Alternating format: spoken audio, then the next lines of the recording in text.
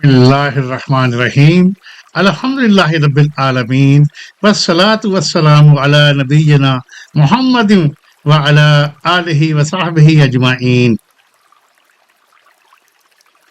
السلام علیکم ورحمۃ اللہ وبرکاتہ۔ میرے محترم بھائیوں اور بہنوں، الحمدللہ آج ہم والد کے عظیم مقام کے بارے میں رسول اللہ صلی اللہ علیہ وسلم کی ایک نہایت مؤثر حدیث مبارک سیکھیں گے۔ اسلام نے ماں کے ساتھ حسن سلوک کی خصوصی تاکید کی ہے، لیکن ساتھ ہی والد کے مقام کو بھی نہایت بلند رکھا ہے۔ والد صرف خاندان کا کفیل نہیں بلکہ اولاد کی تربیت، حفاظت، تعلیم اور مستقبل کی تعمیر میں بنیادی کردار ادا کرتا ہے۔ آج کی حدیث مبارک ہمیں بتاتی ہے کہ والد کی خدمت اور رضا جنت کے عظیم دروازوں میں سے ایک دروازہ ہے۔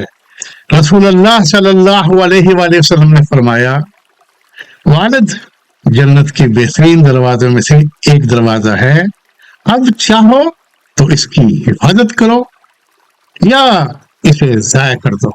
یہ حدیث مبارک ہمیں بتاتی ہے کہ والد صرف گھر کا سربراہ نہیں ہوتا بلکہ ہماری کامیابی کے لیے مسلسل محنت کرنے والا محسن ہے۔ اکثر والد اپنی خواہشات قربان کر کے اپنی اولاد کی تعلیم، تربیت اور مستقبل کو سنوارتے ہیں۔ شاید وہ اپنی محبت کا اظہار کم کریں، لیکن ان کی قربانیاں بے شمار ہوتی ہیں۔ اگر ہمارے والد حیات ہیں تو ان کی خدمت کریں، ان کی عزت کریں، ان کی بات ادب سے سنیں اور ان سے دعا لیں۔ اگر وہ دنیا سے جا چکے ہیں تو ان کے لیے دعا کریں، ان کی طرف سے صدقہ کریں، ان کے دوستوں اور رشتہ داروں سے اچھا تعلق قائم رکھیں۔ آئیے آج عہد کریں کہ ہم اپنے والد کے ساتھ حسن سلوک کو اپنی زندگی کا مستقل حصہ بنائیں گے تاکہ اللہ تعالی ہمیں جنت کے اس عظیم دروازے سے داخل فرمائے، آمین۔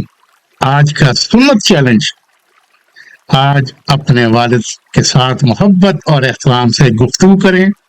اگر وہ دور ہیں تو انہیں فون کریں، اگر وہ اس دنیا سے رخصت ہو چکے ہیں تو ان کے لیے مغفرت کی دعا کریں اور ان کی طرف سے صدقہ کریں۔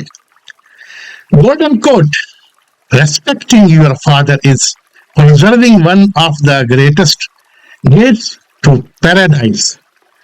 والد کی عزت اور خدمت جنت کے عظیم دروازوں میں سے ایک کی حفاظت ہے۔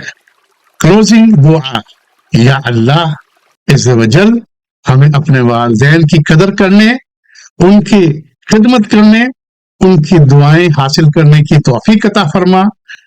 ہمارے والدین اگر حیات ہیں تو انہیں صحت، ایمان اور برکت والی عمر عطا فرما، اور اگر وفات پا چکے ہیں تو ان کی مغفرت فرما، ان کی قبروں کو نور سے بھر دے اور انہیں جنت الفردوس میں اعلیٰ مقام عطا فرما۔ یا اللہ، جو شخص اس حدیث مبارک کو پڑھے، سنے، اس پر عمل کرے یا دوسروں تک پہنچائے، اسے دنیا اور آخرت کی کامیابیاں عطا فرما اور اس کوشش کو ہم سب کے لیے صدقہ جاریہ بنا دے، آمین یا رب العالمین۔